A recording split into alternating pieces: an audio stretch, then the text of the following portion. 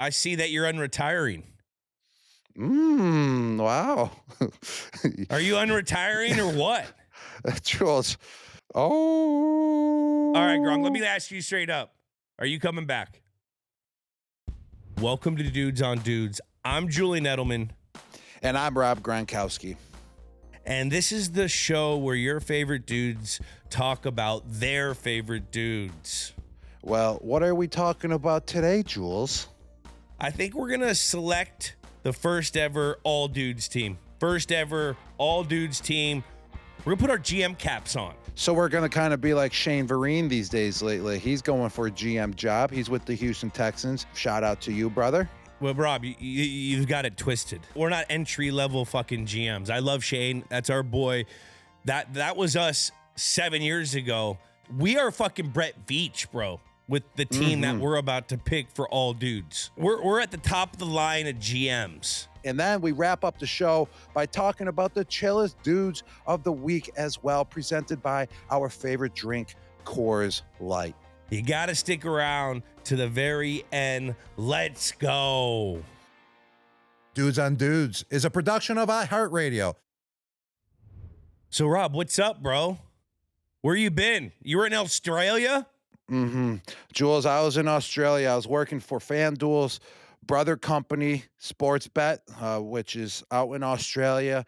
You know, I went down there, went to the horse races there, put some bets on a horse named Gronkowski. His odds were absolute terrible, but if he got first place, I would have made about 10 grand. But obviously, it didn't go the way that I wanted to go. He took dead last, and he actually lost to Beast Mode. Beast Mode took second place in that race, which was really cool because it was kind of a Super Bowl rematch. Beast Mode versus the Gronk, and the Beast Mode came through. They handed him off the ball on that horse track in Australia. They were smart enough to call his number, but I was there, man. It was a good time. And my bucket list of what I really wanted to do there was meet a kangaroo. And I wanted to meet a wild kangaroo, a wild male kangaroo, that is. They stand about 6 feet tall. They're pretty aggressive as well. Going there, I thought they were friendly animals because they're so talked about and so beloved outside of Australia. That's just how we view them as. And then everyone was telling me how, how dangerous they are to go up to, and if you I don't know threaten what them, you've been watching, they're going to come Rob. back at you. Have you not seen that video of that fucking kangaroo tattooing that dude where he's like fighting him? And how was the kangaroo? Did he fight you? Well, that's the thing. I wanted to meet a kangaroo that size because I wanted to throw some haymakers. I wanted the kangaroo to throw some haymakers back at me, but unfortunately, I didn't get to see any wild kangaroos like that in that situation. But we had a family zoo come to us. A family zoo is a family that takes in animals and raises them like it's a zoo right in their own house. And they brought a baby kangaroo, which a baby kangaroo is 1 year old. It was a female. It wasn't, it wasn't full size, but it was one of the cutest things. It kind of was like a pet dog, And on top of that, they brought a koala bear, which was really cool. I learned a lot about koala bears, how they eat eucalyptus all day long and they stay high and stoned for 23 hours out of the day, which is awesome. I mean, that sounds like a great life if you ask me. You're just stoned. Snoop Dogg would definitely get along with these koala bears. There's no doubt about that. They're functioning smokers. Exactly. They're functioning smokers. And these guys are functioning eucalyptus leaf eaters. Are they just super nice? Yeah, super nice, man. So do they hug? Did you hug it? No. I wasn't allowed to because you got to be a trained, professional to be able to handle koala bears.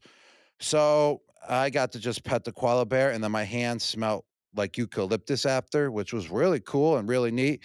But I got to hold a wombat, which is like a koala bear's brother. And a wombat was really cool, man. It was comfortable, it treated me like family. And then also I got to hang out with a enchilada. Enchana. It's something, enchilada or something. An enchilada, I love eating those. Yeah, me too. But you won't eat this freaking enchilada because it has all these porcupines coming out of it. But it's one of the rarest animals in the world. But it was just cool, man. Just overall, I would say Australia's like baby America. The people are so nice. And no, they love America there. And it's like baby America. It's America and Canada combined, because you know how Canada's just so big, but in Vancouver and Toronto is basically where everyone lives. Well, Australia is pretty big as well, but basically 80% of the population or along that, along that percentage lives in just Melbourne or Sydney, Australia. And I was in Melbourne the whole time. And then on top of that, the people, it's more Americanized than Canada. So it's America and Canada combined, but then you make it Australia. And what I really love about Australians is that they're so nice, but they're also like so insulting nice. Like they'll just come up to Ball me like, "Oh, busters. yeah, ball busters," but in the most polite way possible. Like, "Oh, what's up, Gronk? You a big unit, my goofy friend." Like you just a silly goof. Like they just ball busting you at the same time, which is great. You gotta love them. Oh, that had to be fun. How long were you there? I was there for 3 days, so I landed, got after it, How and then I came how right back. I'm Rob, still how long is that flight? 18 hours it took to get there, and then it was 15 hours on the way back. And my eyes are still closing right now, Jules. I'm still jet lagged. What'd you do on the flight? Oh, what didn't I do on the flight? I took 2 dumps. I'm lucky that the bathrooms were bigger on these international flights. Shout out to Qantas Airlines for having bigger bathrooms, and they weren't stinky, so that's a good thing. Because Good vacuum that would pressure. yeah, that would blow. That would blow So Rob, tremendously if they were you're stinky. dumping on plane twice. I had to, dude. You got to do what you got to do. Is anyone looking at you when you're coming out of the fucking the toilet after being in there for 20 minutes? Yeah, I make my dumps quick when I'm on a plane. You can't hide. No, when I take a normal dump, I usually basically read the paper, but I read my phone. Like I read the X app, like all the news that's going on. I don't do that when I'm in the toilet bathroom, Jules. I hurry it up. I squeeze it out, and then I do my business and then get back to my seat. Well, when I was taking a dump looking at X, I see that you're unretiring. Wow. Are you unretiring or what? Jules, I finally got home from Australia. It's the first day I get to relax by myself. I had the Super Bowl trip, Australia trip, and I'm like, oh, freedom. And then all of a sudden, my phone just starts blowing up out of nowhere that there's rumors out there that I'm coming back to the NFL. And I'm like, I can't even keep my freaking eyes open right now because I'm so jet lagged. How the F can I go out there and play a football game? Like, let alone even 5 plays right now. You're fibbing right now. Tom probably hit you up, said, "Hey babe, come play for the Raiders, man. We just want you there on Fridays, babe. Hey babe, we need you just for camaraderie. We want to show these guys winners, babe. Just come do that." What about that? Did Tom hit you up? Nope, Tom did not hit me up. I'm pretty disappointed because Tom is now a team owner and he's not even hitting me up. He doesn't even want me as a player anymore. That must mean he's looking at me like I'm washed. But if he did hit me up, I would listen to his pitch. I would, Jules. Maybe take into consideration. What about come play for the LA Chargers so you could be close to the nut house so we could fucking film all the time together? You go play with Justin Herbert. You got a Harbaugh. That'd be fun. Rob, that would LA. be a great offense. That would be a great offense for me as well because my game, contributes in the blocking world as well. That's what gets me open is play action. And Justin Herbert needs that tight end, for that play action route to just, dump it right over the middle. And they want to run the ball. They want to establish the run. And I'm not a guy that can go out there for 30, 40 passes anymore these days, Jules. So the Chargers would be a good possibility. And then I'm right there next to the Nut House and we could podcast and hang out. And I could sleep at the Nut House every night before the games as well. 1,000%. Take Burrow up on that offer, maybe. Little Joey B. Now we can go to Cincinnati. I could take him up on that offer now. You don't get any coverage. You get zero coverage. Everything's going to be on the outside. Jamar Chase would be taking all that. All you got to do is bump a guy here and there and then slip out to that flat, catch a ball, go for 14. That's a good point. Burrow would be legit. What about Daboll? He's on his last. He's on his last limb. He's got to throw. I can help him out. Everything under the kitchen sink. You go to fucking New York. You got to get some wins in there. Jules, if I went to the New York Giants, I would either extend Dabo's career, or he would be fired on the spot after the season. It would be up to me if he signed me. I can tell you that it would go either or. What about Denver? Maybe because Sean Payton, he did a little clip where he made the Denver Broncos and he changed the name to the Denver Broncos. So maybe that's where, everyone's getting that from. But also, I was skiing up in Val in December, and like random fans come up to me like, "Oh, you coming back to football?" I'm like, "Yeah, I'm in Val right now training to join the Denver Broncos. Why else would I be here?" And sometimes people take that and run with it as well, Jules. But if I'm in the right mood, I can trick people as well. And I was being silly sometimes up there in those mountains. So maybe it just How got old are you, around Rob? that I was training there. I'm 35 years old. Rob at 35 is Mhm. still probably better than 60% of the tight ends. Jules, I would think have to you can come train. back. I would have to train. I would have to train for a good. You'd have to train for 3 2 weeks. You would say you would train for 2 weeks. We'd run after the first day. Rob, you'd look at me and say, I'm retiring. I can't do this. After the second day, I'd make you go out there and we'd do a little more drills.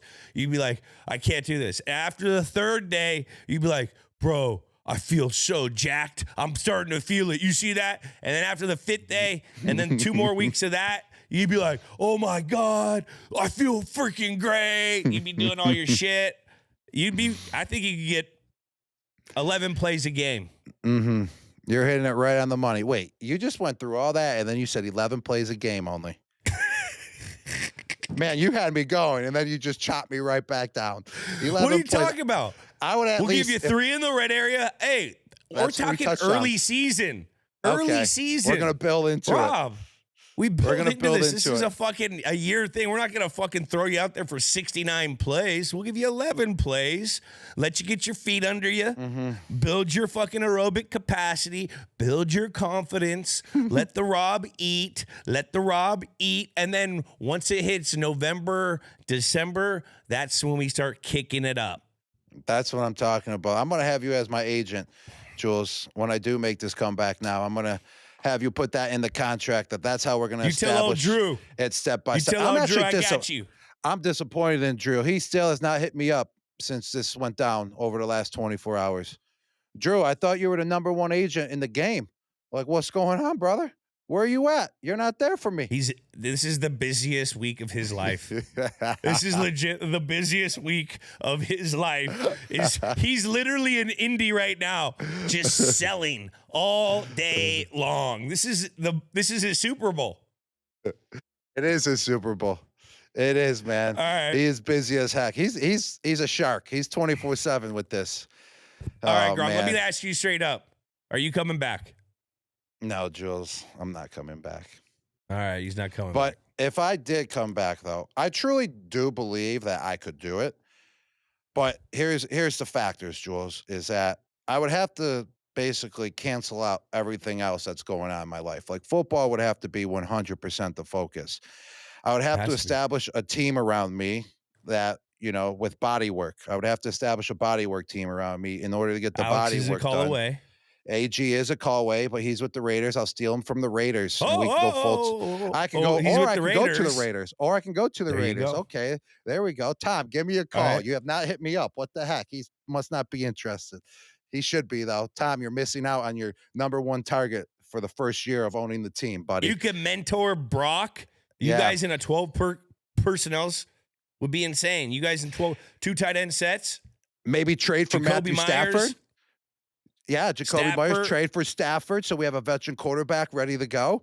Oh man, you're getting me excited. I think they're good. Oh, wow, they will be pretty decent. They will be. But if I would have to fully focus on it, and then I would have to work myself into it. I would have to at least have off 2 days a week during training camp, 1 day a week during the regular season, and then I feel like I would be able to do it.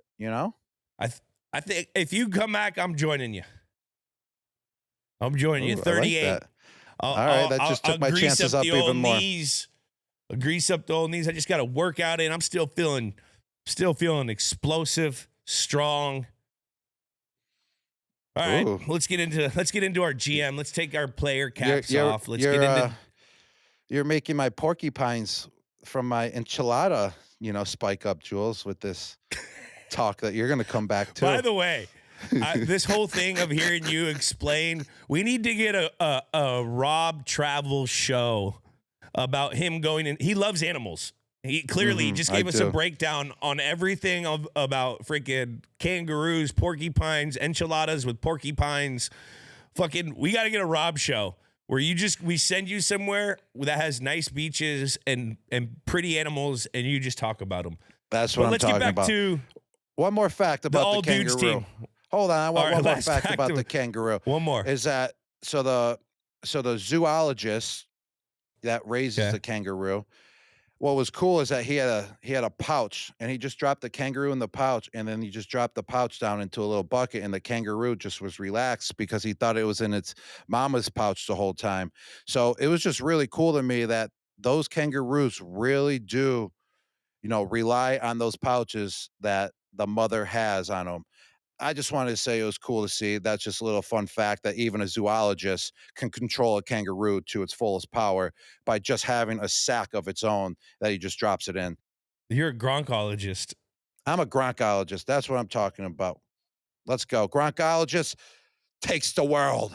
When you have a new baby, it's kind of like the same thing. You put them in like a little burrito because they want to feel all cuddled up. But let's jump into this all dudes team, Rob. Let's do it. I got my general manager cap on. GM, Robbie G here. The first guy I would take in free agency right now, if I was a GM of a team, I would give Drew Rosenhaus a call and offer the most money I possibly could to Rob Gronkowski to get him out of retirement. That's the first thing I would do as a GM right now, Jules. Now, what is this all dudes team then? So how are we doing this? This is all right. Dudes we love this year. I think, right? Yes, from each position. We're going to do offense this week. Each position group. Each position group. It's kind of like an all-pro. This is an all-dudes. This is there's all-pro teams. There's all-dude teams. Okay? There's a Pro Bowl team. What it is. All-pro team. There's a Bill Belichick team. What else is there? But this is the all-dudes team that we're making right now.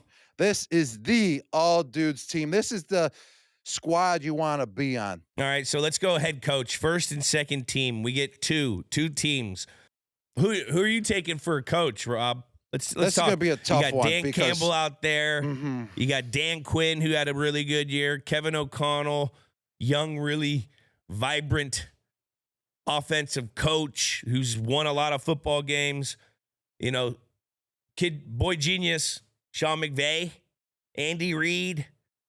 He's the old buck now. Jim Harbaugh, offense with toughness. Very, very often do you say that.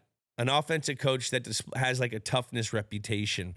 Sean Payton, kind of that same realm as well. His teams are tough. All those coaches that you just said, they'll always literally be in playoff contention just because of how well. We didn't even say the coach that won the Super Bowl, Nick Sirianni. No, we didn't even say it. Like, these coaches are all legit, man.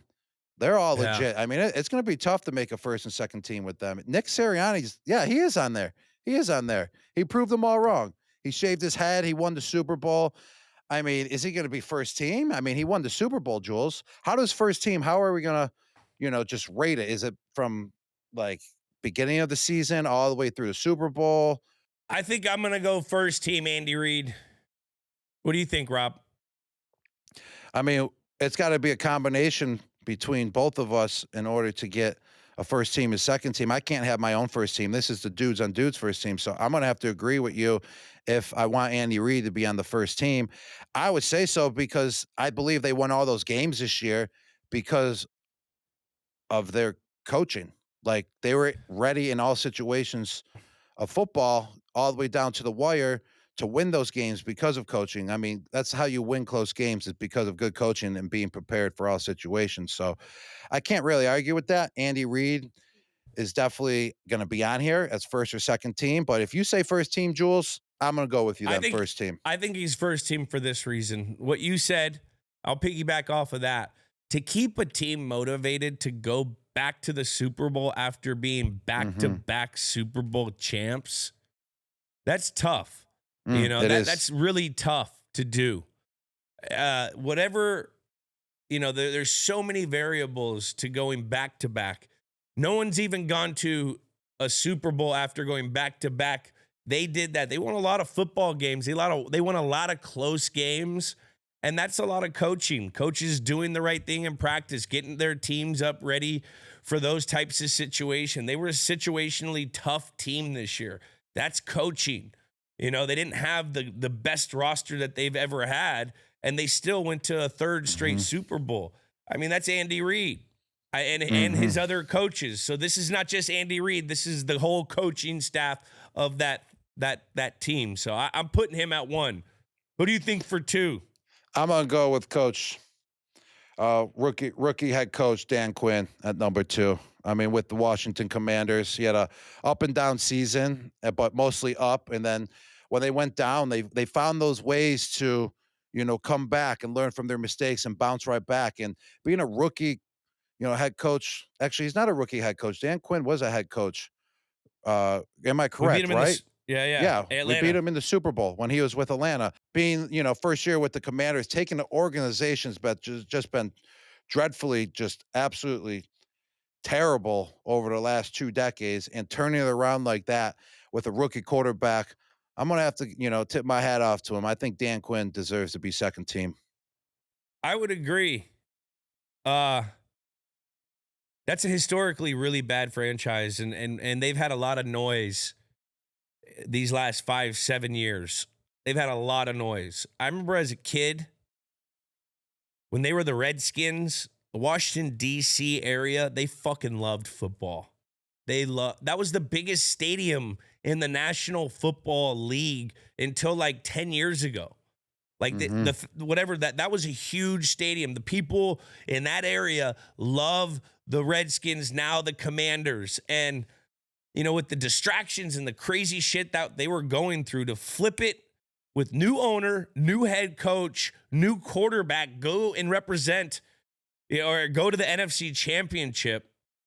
That's huge. That's never been done. So I agree. Dan Quinn and his coaching staff, Cliff Kingsbury, the rest of the fellas, Dan was that was a great situation, and that was a great coaching. That was a great coach job this year. A quick story about when we played in Washington. I think it was FedEx Field. It was the only time I played there. Actually, I played there once in the playoffs for Tampa. You dragged a dude in. You had a monster game. Yes, and I told Deion Branch prior to the game, I go, Deion Branch, watch what I do today.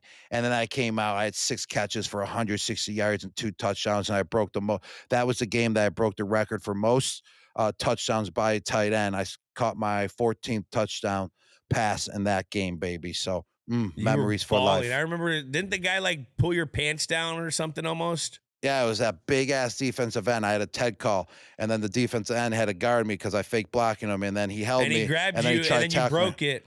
Oh man, I forgot his name again. All pro guy, Pro Bowler. Yeah. Oh, just so many DNs. I just can't remember it right now. That was a fucking monster game. Let's get to quarterback for the all dudes team. First and second team, quarterback of the all dudes team. First team for me, Patrick Mahomes. Really? You're going with Patrick Mahomes? I'm going to go against that, Jules. I'm going to put Joe Burrow as the first teamer here in this situation. Ooh, I don't even know if he's on the list, He's not even a candidate, but to me, I mean, that guy balled out for the Cincinnati Bengals this year. I know they didn't make the playoffs, but I mean, that don't matter. He balled like he was a, first team all pro guy out there out on the field, just launching it up to Jamar Chase and company. And he came through, man. It's just they don't get a lot of coverage as well, like a lot of press in the media, so you don't hear much about him. That's why you're talking that's why I should go to Cincinnati as well to, bring a little bit more hype to that, position there in Cincinnati, because they have a quality guy. I put him as first team. I'll give you first team because he had numbers. He played an elite year to a point where we've never seen someone play that well and not make the playoffs. Now, the playoff thing, that's crazy. But if we were to build a team right now, I wouldn't mind putting Joe Burrow, because Joe Burrow knows how to play with not great offensive line play. Joe Burrow knows how to be productive when things aren't going great for the, in general for the offensive unit. That guy just balls regardless. It reminds me a lot of the Brady factor. You know what I mean? Brady, even when our O-line wasn't blocking the best, he used to get the ball out quick, get it to his playmakers. He changed the play, figure a way out, gut through. He definitely does that. Second team's got to be Patrick Mahomes then, bro. Yeah, Patrick Mahomes, second team for sure. I mean, what about Josh Allen, though? I mean, he was MVP of the league. He didn't win. He didn't beat. You're right. You can't put Patrick. You cannot not have Patrick Mahomes in top 2. And I'll give you Burrow. All right. I like that Burrow pick, but Patrick Mahomes has to be in the second. I love Josh Allen. I love that. All right. But I mean, no one's willed their team to win like Patrick Mahomes. I mean, he did have another kid. He went 15-2, third straight Super Bowl appearance. I mean, Joe Burrow as well, almost threw for 5,000 yards this year. He had 43 touchdowns. And is there anyone that's more of a dude than Joe Burrow as well? And same with Patrick Mahomes, when you were telling the story about him on a previous show about, pounding some beers with him back in the day when he was right before he was a rookie. So I'm just glad that you agree with me with Joe Burrow being the first team. Yeah. But if like we were shipped to a planet in a different galaxy. What planet? What's the name of the planet? I mean, the scientific name's probably like G45864 because it's you would take a black hole to a completely different galaxy. So it's like essentially the same planet as Earth, but it's G564069. And if you were to take it one quarterback there to like try to make quarterbacks on that land, I'm taking Patrick Mahomes, bro. I feel you on that. Or Joe Burrow. Because Mahomes, I understand. I would take Patrick Mahomes too in that situation because Mahomes can adjust to all situations of football. And that's why their team went to the Super Bowl once again. And that's why Joe Burrow's team didn't make it to the playoffs. That was a good explanation. Joey right got to there. stay. Joe's got to get it going here, man. I love. They gotta. I don't know, man. You can't not make the playoffs. You got to. You can't start slow. They gotta fix that somehow, some way this offseason. They can't start slow. That loss to the Patriots at the beginning of the year is why they didn't make the playoffs. 1,000%. Like, but they have never started fast. Like, you got to change something in order to get change. Sign the Gronkster. Sign him. Sign the Gronkster. All right, let's go to receiver. All dudes team. I mean, this is going to be easy. I'm already going to tell you whose first team is right now, right off the bat. I'm going to go with Jamar Chase. I mean, he's triple crown, and that's just enough said. I mean, the guy is thick. He's a speedster. He's got a deep ball. He's got the short game. He's just overall the best wide receiver in the game. His numbers proved it once again this year, Jules. I think him, 1 and 2, him and Justin Jefferson. I mean, he just had the triple crown. I think that flip-flops, depending on the year with those two, because they both fucking just eat. They just eat. And I love Justin Jefferson. I saw him at the Super Bowl. I love his attitude.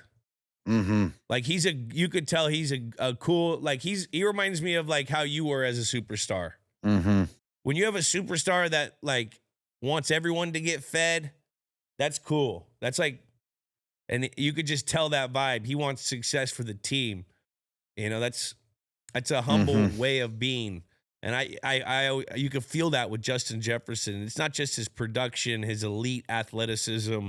It's how he is as a leader that I fucking love with Justin Jefferson. Receiver easy, 1-2, Justin Jefferson and Jamar Chase. Jamar Chase being first team, Justin Jefferson being second team. Let's go to slot. We got a slot. It should be named after you, Jules, the squirrely slot, because you kind of created the slot position a little bit. I mean, you didn't create it. Started there's a lot of guys before me. There is, but you kept it going. Wayne Corbett kind of is the one who started it. The Wes Welkers, but Troy Browns. You brought it to the the table. slots. Deion Branch, Troy Brown, Wes Walker, Squirrely slot. Amendola's in there. He's not Amendola anymore. He's the dancing Amendola. All right, squirrely dancer slot. All right. All right. I'll give you my first, second. You can agree with me, and then I'll give you honorable mention first. All right. CeeDee Lamb. All right. Or He's Amon definitely top Ross St. two. Brown.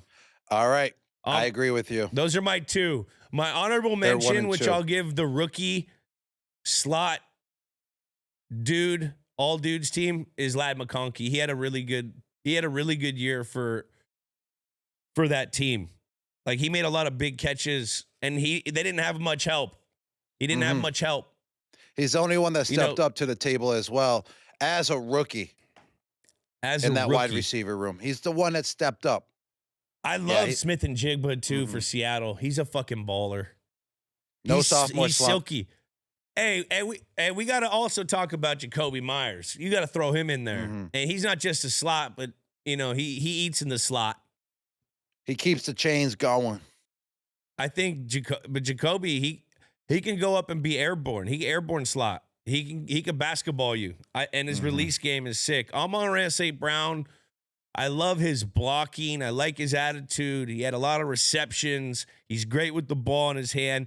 I would put him 1, and then I would go CeeDee Lamb 2, honorable mention, Jacoby Myers, Smith and Jigba, rookie, all dude, Ladd McConkey. I agree with you, brother. I agree with you 100%. I really love that honorable mention. I think this is one of the few where we can mention an honorable mention because Ladd McConkey definitely does deserve it. I loved what he did in the playoffs this year. I mean, he did it all year. Third down, he was a little machine. And everyone in the stadium knew that this little, guys, they're going at him on third down, and they, continue to not stop him. Hey, what's up, everyone? I'm Julian Edelman. And I'm Rob Gronkowski. Sometimes you need to bring your A game when the moment strikes, and the secret, Rose Sparks. Rose Sparks are a dual action prescription treatment designed to help give you better, more spontaneous sex. Ooh. And they're dissolvable. Just pop one under your tongue, let it work its magic, and in 15 minutes on average, you're in the game. That's faster than most 2-minute drills, Jules.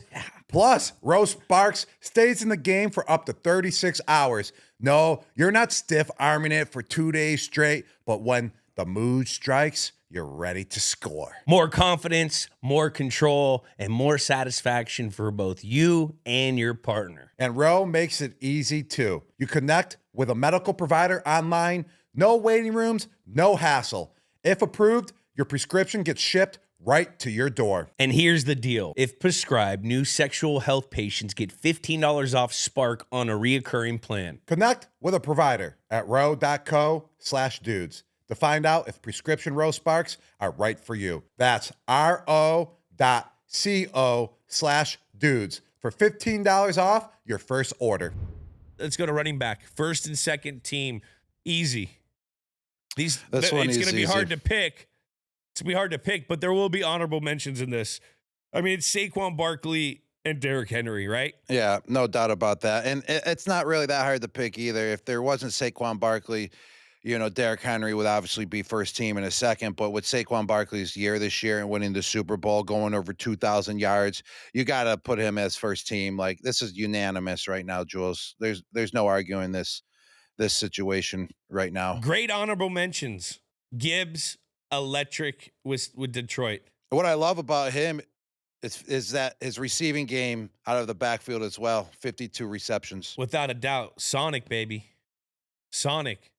And then Josh Jacobs was a great addition for Green Bay this year. He runs hard. I love him tackle to tackle, in between the tackles. Mixon was I thought he carried Houston. They were my disappointing team of the year. And the only shine they really had throughout the year were like periodically Mixon would have huge games. He had an effective year. Cook for fucking Buffalo was dangerous. And he was dynamic. And he was a whole nother reason why they were so dangerous this year. And Bucky Irving. I mean, you got to give a shout out to was he a rookie? He was a rookie this year, yes. It's incredible what what Tampa's doing down there. Those general managers, they got Rashad White as a rookie as well out of the backfield, and Bucky Irving. Those guys know how to draft. They do. Mm-hmm. So I think that's a no-brainer. 1-2, Saquon, Derrick Henry. I agree with you, brother. Fullback, all dudes team, fullback. Let's go. I want a mean green, just fucking bruiser fullback. I mean, if we're talking about the GOATs of the fullback position, I mean, we got to talk about Mike Allstott. Well, Lorenzo Neal's. Lorenzo Neal. What about Refrigerator Perry coming in as fullback as well? Oh, that's kind of what reminds me of one of our top two, I think. Patrick Ricard. Guy was like 300-pound D tackle. They converted him to a fucking fullback, and he's been a pivotal reason why they have so much success in Baltimore on the ground, especially in the red area. That guy blows holes up. He's like your prototypical fullback. So I'm going to give him our first team. He reminds me of a James Devlin type, just bigger. My second team, who's check? Kyle for the Niners. His versatility reminds me a lot of Tom Rathman, who was a 49er back in the day, fullback. This guy, you can line him up outside, throw him a screen. He can also do dirty work in between the tackles, the wham, bams, whatever you want to call him. He's a smart football player, Harvard guy, played DN. He's got a lot of versatility. He's got a lot of reps in a lot of different areas. So, like, he's a hybrid kind of. I would put him in an F that could do fullback stuff. But, like, Patrick Ricard, he is like a big ass. He just reminds you of a fullback. Am I wrong? You're not wrong. I mean, you got to love a guy like Patrick Ricard, because the fullback position, you want to see someone that's wearing that freaking neck brace like our guy, James Devlin. Like, James Devlin looked like a mean, vicious fullback, and that's how you want a fullback to look. And Patrick Ricard has that look in him, and that's what football fans appreciate, is just someone that's grounded, just looking for any work that's out on the field, to just hit someone, even if the play is not even around them. I guarantee these two dudes, Patrick Ricard and Kyle Juszczyk, I could probably put a 99.999% guarantee on this. That in the weight room, those guys have smelling salts and they tape their wrists and they have knee braces. I like, if you're a fullback and you're not fucking running the radio in the fucking weight room with a box of smelling salts, your knees wrapped up for your squat, and your fucking fingers taped, you're not a fullback to me. James Devlin, shout out. Spot on. Spot on, Jules. Hey, shout out to the Ivy Leagues. Shout out to the Ivy Leagues getting fullbacks left and right. James Devlin, Brown, Juszczyk, fucking Harvard. What's up with these smart dudes wanting to use their goddamn head so much? Maybe them Harvard and those Ivy League boys are not the smartest kids. Because these guys are using their head every fucking play. Well, maybe they are the smartest kids, and they got to use their head because they're so smart, Jules. They got to just bang out all that info. They're banging out info. Shout out first team Patrick Ricard, all dudes team, second team Kyle Juszczyk, honorable mention Michael Allstott, 1999. I mean, that's how vicious he was, that he's honorable mention, and it's 2024. Wow. Shout out to Mike Allstott for just being an absolute savage and monster. Even though I'm giving an honorable mention to Lorenzo Neal and John Riggins. They're in there too. They're always on the all dudes team. I mean, Lorenzo Neal did help freaking LT rush for over what? He helped a bunch of running backs. 1,600 yards basically every year. Shit. All right. This is your special forte. Let's go tight end. First and second team, all dudes team. This is my forte, baby. Well, I'm going to start off. I'm going to start off with the guy that I truly believe he earned it this year. He probably was first team All Pro, but it doesn't matter. I didn't even see it. I don't even have to look because he should have been 100%. But George Kittle, WrestleMania fanatic, WWE guy. I mean, George is in his 30s now, and the way that he plays the game, he still plays it like he's 22 years old out on that field, Jules. He's running hard. It's hard to tackle him, and he's blocking like an absolute vicious maniac out there. Like Yeah. he's an offensive tackle still, and he's giving it his all every play, and he's a leader. And he's the only tight end this year to go over 1,000 yards. Just think about that. Only tight end this year to go over 1K. I No think, way. yeah. Brock Did Bowers anyone didn't go else? over 1,000 with 112 receptions. No, I don't think so. Did he? No, there's two others. There's two others. All right, I take it back. George Kittle's not the only tight end that went over 1,000 yards this Better season. yard per catch, though.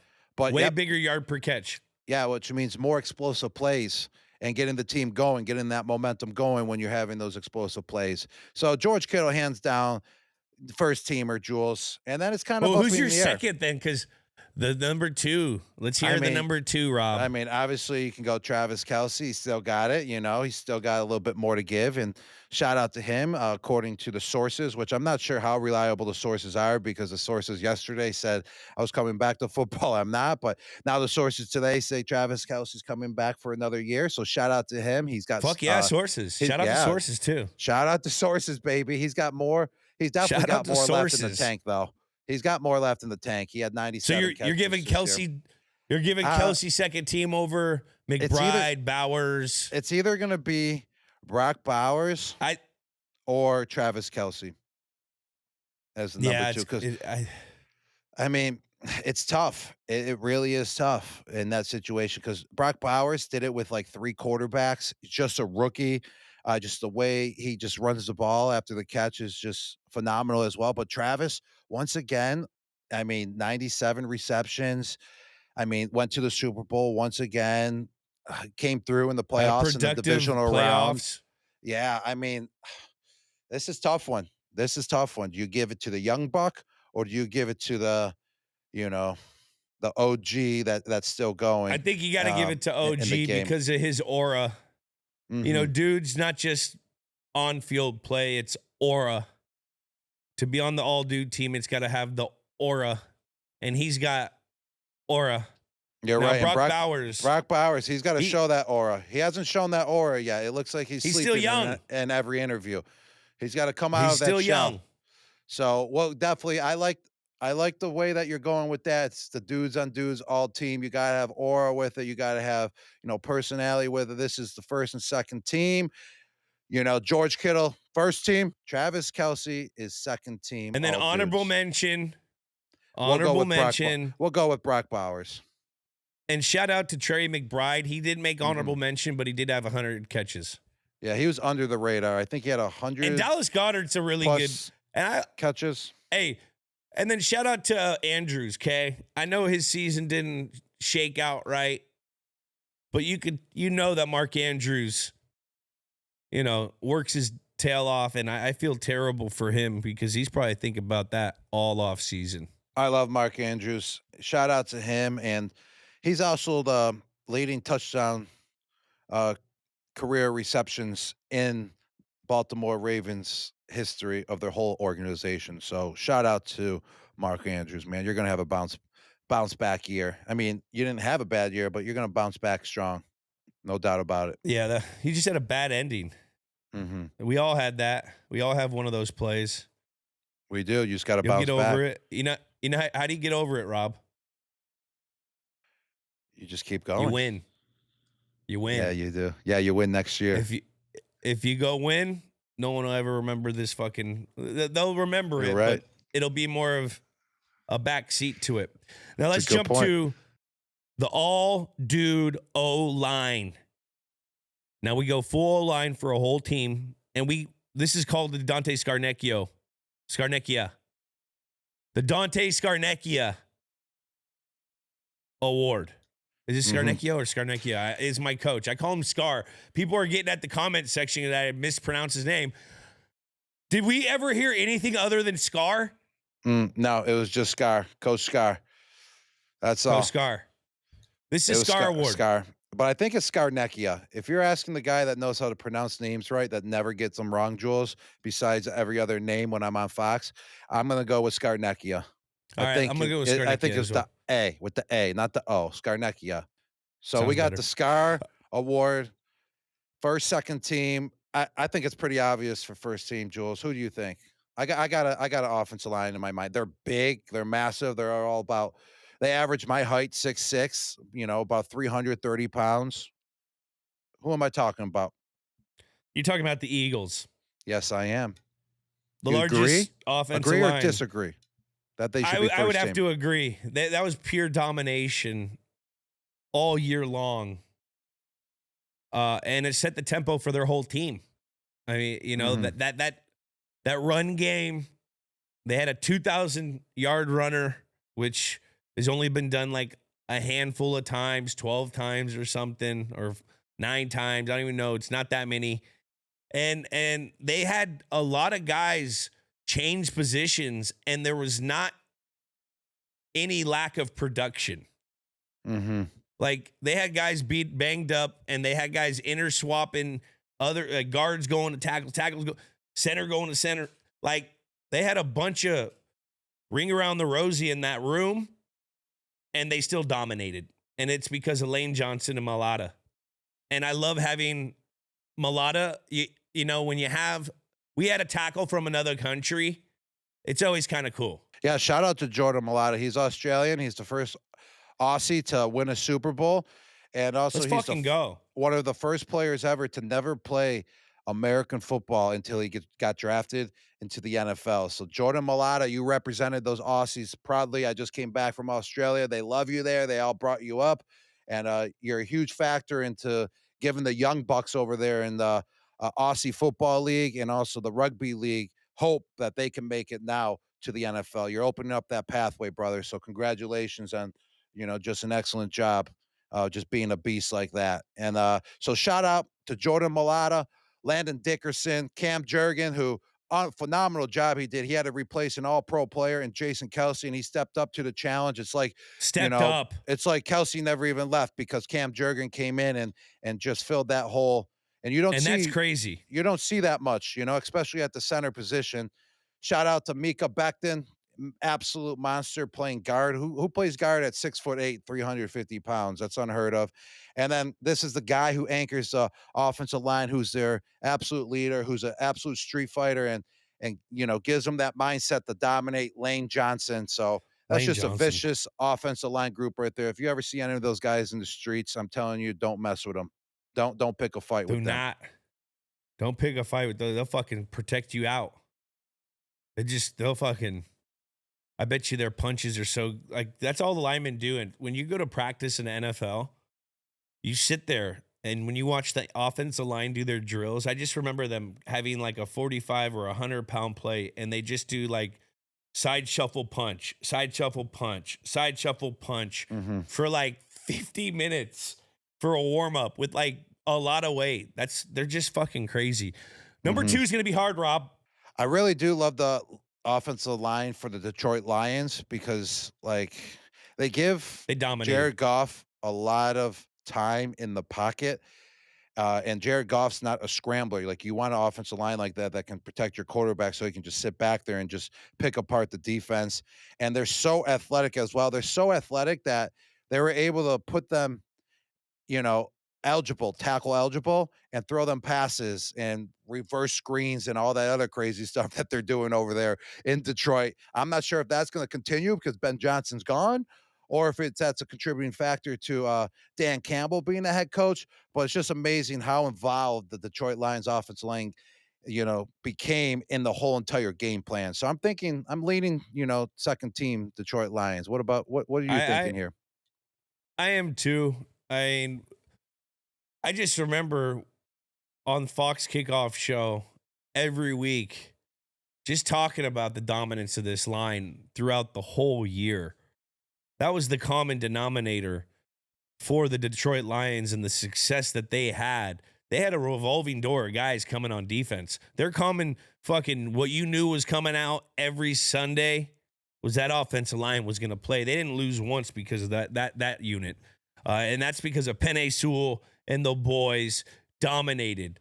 Shout out to Skip. We played with him a few years back. He's out there getting involved. He was part of that whole was he eligible? Was he not eligible? Bullshit.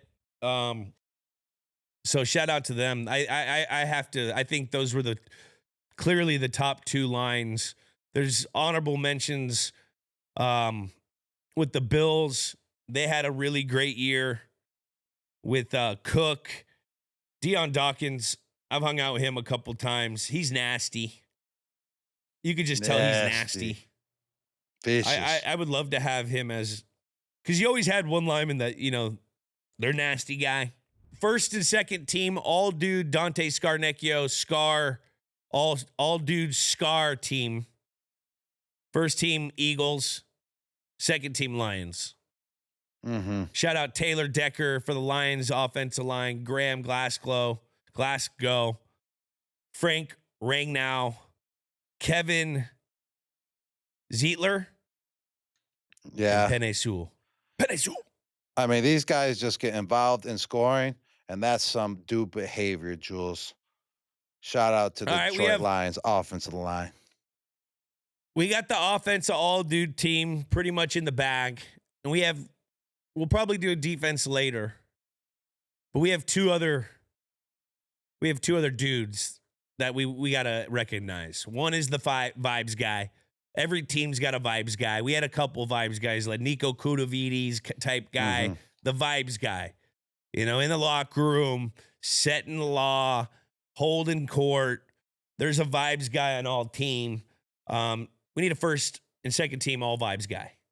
We need a first and second team dude, all vibes guy. A guy that's just always bringing positivity to the room. He's lightening the mood up. I mean, he's just a real dudes type.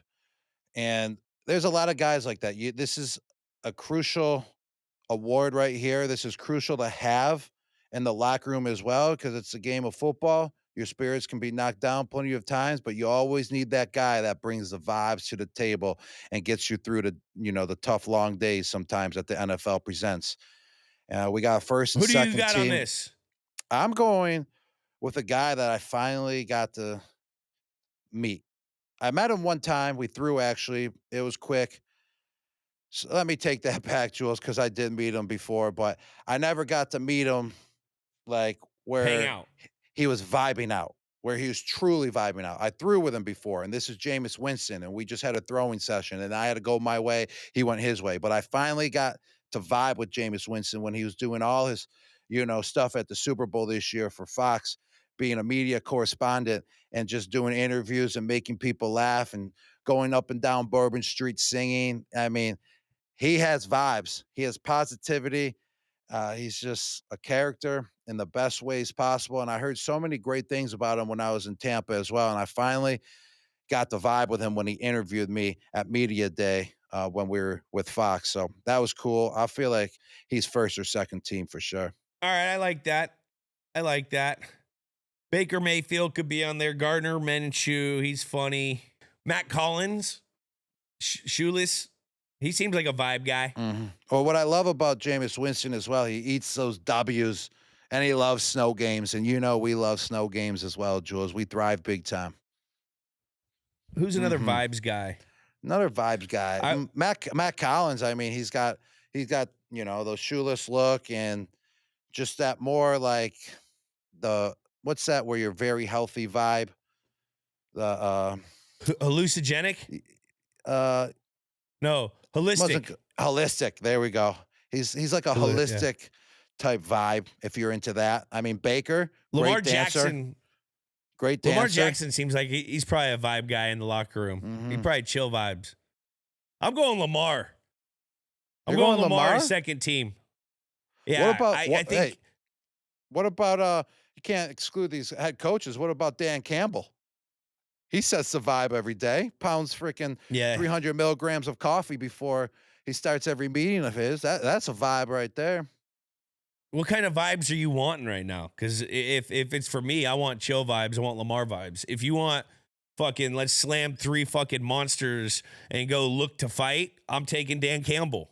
All right. Well, I'm a little jet lagged still, and I'm literally just chilling. So I'm going with the Lamar. You're on Jackson. Lamar vibes. I'm on the Lamar vibes. You go. Then.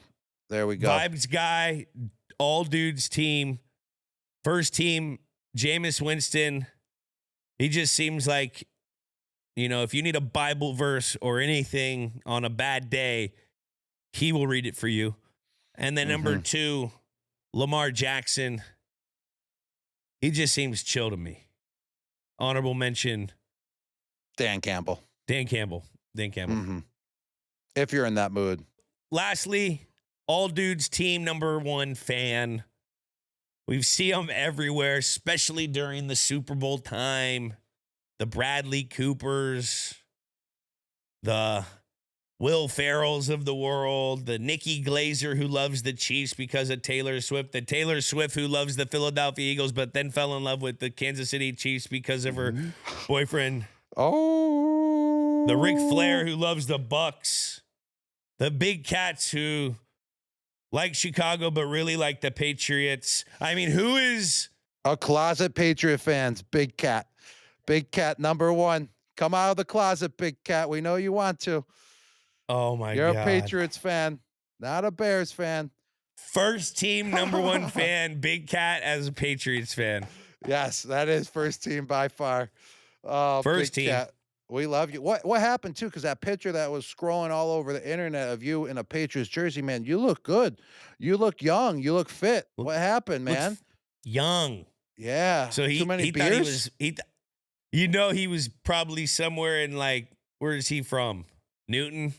Probably some at Newton West fucking high school party in his Brady jersey, thin, drinking a tall boy, acting cool, talking about the Pats. Mm-hmm.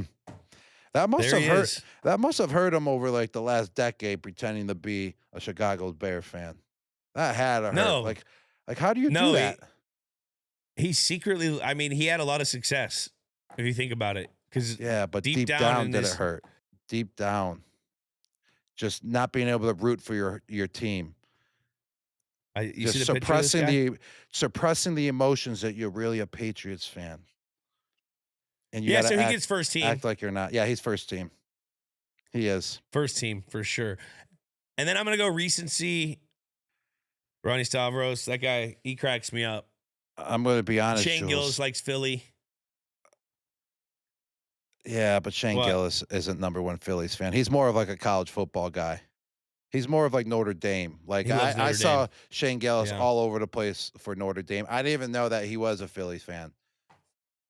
All right, who do you got, what about Rob? Miles Teller? Miles Teller. Now that's a true fan right there because he represents the Eagles every single year in, year out, if they're good or bad. He also said, I saw in a report, that even though he's friends with Travis Kelce, he's still going to cheer for the Philadelphia Eagles to beat them. So that's a true fan right there, still going with his team. He's loyal to his team. And on top of it, he was on the field after the Philadelphia Eagles won the Super Bowl, and I saw Peter Schrager interviewing him as well live, and just how much joy he had that the Eagles won the Super Bowl again. You could see that he's a true fan, and he's very loyal as well. So I'm going with Miles Teller, actually, after thinking about it after all that. Second team, Miles Teller. Yeah. Of the best super fans. Bradley Cooper, I see him at all the Phillies games too. Yeah, but he's only at the big time games. Like the championship games, NFC championship games. You've seen Miles Teller at a week 6. You've seen Miles Teller at a week 8 game. Yeah, I've seen Miles Teller out before, and he's always talking about the Eagles, no matter what time of year it is. It's all about the Eagles. All right, you talked me in. Miles Teller, I love it. I mean, it probably should have went to Bradley Cooper, but no, what was his name? He wasn't Goose. What was his? It was Rooster. He's like in his prime right Rooster? now. Yeah, he was Rooster. He's Rooster. He's in his prime in this acting, man. I love his career. From Whiplash to Action Star. Shout out to The Gorge. Didn't watch it yet, but shout out.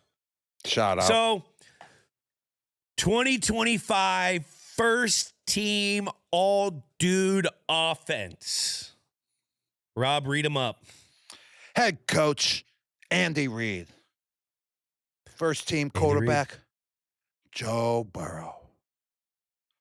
Wide receiver, Jamar Chase. Slot receiver, Amon-Ra St. Brown, ladies and gentlemen. Running back, Amon-Ra St. Brown. Saquon Barkley. Fullback, Saquon Barkley. Patrick Ricard. Tight end, George Kittle. George Kittle. Let's go. Offensive line unit, the Super Bowl champions, Philadelphia Eagles. Fly, Eagles, fly. The vibes guy, Jameis Winston. Hey, eat a dub. And number one fan, Big Cat. Longtime Patriots fan. Kind of a All right. closet guy, if you think about it. But it's okay. He finally came out. We love you, Big Cat. Shout out to the first team, all dudes offense. Shout out. Now, second team, I'll read the second team. How do we feel about this team, though, Jules? How do we feel about the first team? I like it. Strong. Can you give me a... I mean, that's... Oh, yeah? Yeah. I didn't want to go to that, that far with it, though. That's a fucking good football team. You're not losing many games with all those guys. Give us our second team, 2025. Second team, all dudes offense, Jules. Who do we got? Head coach Dan Quinn learned from his experience in Atlanta to bring the Commanders to the NFC Championship. Quarterback Patrick Mahomes. The Quinster and the Mahomes. A lot of games. Quinster Mahomes. At receiver, we got Justin Jefferson. At slot, we have CeeDee Lamb as our second team, all dude. Honorable mention, Jackson Smith and Jigba from Seattle. And rookie, Ladd McConkey. Running back, Derrick Henry. Honorable mention, Jamar Gibbs, Josh Jacobs. Fullback, Kyle Juszczyk. Spelled with a J. Sounds like a ooze, though. It's very confusing to me sometimes. Honorable mention, Mike Allstott, Lorenzo Neal. They're on the all-dude team forever. Tight end, Travis Kelce. Honorable mentions, Brock Bowers. And shout out to McBride. Offensive line, the Detroit Lions, they were fucking dominant all year. Vibes guy, we wanted a chill vibes guy, so we went with Lamar Jackson. Unless you want to fight someone, we go Dan Campbell. And then fan, Miles Teller, always like true fan. Not like this, like, oh, look at me, I'm at the game for important games. We feel that, Miles Teller, He's a grind fan. He's been there day in, day out. Honorable mention, Bradley Cooper, phenomenal cheesesteak spot you opened up. We'll get to the all dudes defense 2025 team next week. But what a fucking team, Rob. What a team. What a team. That's a championship team right there. Hey, teams, call us up. We'll be ready to be a GM in no time now. Let's get into the Chillest Dude of the Week, brought to you by Coors Light, our favorite beer, Coors Light. Get Coors delivered straight to your door. Visit CoorsLight.com/dudes. Celebrate responsibly. Travis Kelce, my dude of the week, coming back next year. Mm-hmm. Shout out to Travis. From the sources. Mm-hmm. Shout out to the sources. Chilling with Taylor Swift. I mean, he's probably in some remote country that we don't even know about because it's so cool. And then he's also in Happy Gilmore 2. Shout out. Happy Gilmore 1 is my Sandman. favorite movie of all time. And we he's in Happy weren't Gilmore even 2. invited to be in it. Come on. No. And he's from New Hampshire. Sandman, New Hampshire guy. Really New England guy. It's okay, Jules. Who's your guy, Rob? Chill guy of the week. I got the Chillest Dude of the Week presented by Coors Light, and I'm going with Jalen Hurts. For a couple reasons, Jules. He's just so good at the tush push that the league wants to ban it. Teams are calling in secretly to ban the tush push. And then I loved how head coach Nick Sirianni described what goes into it, that it's not as easy as it looks, and that you got to work on it and you got to put the time in. And that's why they're so good at the tush push. And then on top of it, Jalen Hurts, he's going through that press tour right now. You remember that press tour, Jules, after winning, a Super Bowl? You remember that? Yeah. What was your favorite moment about the press tour? What was your favorite interview of all time that you did after a Super Bowl win? The last one. And who was the interview with, Jules? Who was the Don't last remember, interview but with? I just There we there's go. so many. And that's what we're The- talking about. And The last one. that's what we're talking about. The last one. You don't even remember. And then Jalen Hurts, just the coolest dude at the parade as well, man. He was looking fly. You know, he's just so calm, cool, and collective. You can say whatever you want about him, but he came through for the Philadelphia Eagles at all times. He went completely chill with every moment You got a Super Bowl that was ring. presented to him. Straight professional. You got this. No doubt Got about the it. same amount of Super Bowl rings as Aaron Rodgers. Wow. That was the chillest dude of the week. Thanks to our favorite beer, Coors Light. Get Coors Light delivered straight to your door. Visit CoorsLight.com/dude. Celebrate responsibly. Woo! Jules, I don't have a Coors Light here on me right now, which I'm a little disappointed. If you can ship me one It tastes so overnight, good when it hits that your would be lips. great. I would appreciate that. Well, that's been another episode of Dudes on Dudes. What can we do better next episode? Rob, what do you think? It's our first episode, actually, where we're not together. So it's a little weird at first. It's a little awkward because I can't feel your energy. I can't feel your vibe exactly. But as we kept going, we started understanding each other a little bit more over the screen. But we'll be back eventually together. We're just going to have to do a couple over this Zoom stuff just because of, you know, the locations where we live in this country. But we will be back, and we'll just keep producing shows over the internet. And what we can do is just feel each other out better from one side of the country to the other. Yeah, we'll get it down. We'll get it down. Every rep counts. We'll get more reps under our belt. Subscribe on Apple Podcasts, Spotify, Amazon Music, wherever you listen to podcasts. Comment a dude you want us to do. And remember, Rate and review. And remember to follow Dudes on YouTube, Instagram, X, TikTok, and Snapchat. We will see y'all next week. woo! Yabba dabba doo. Dudes on Dudes is a production of iHeartRadio. For more podcasts from iHeartRadio, visit the iHeartRadio app, Apple Podcasts, or wherever you get your podcasts.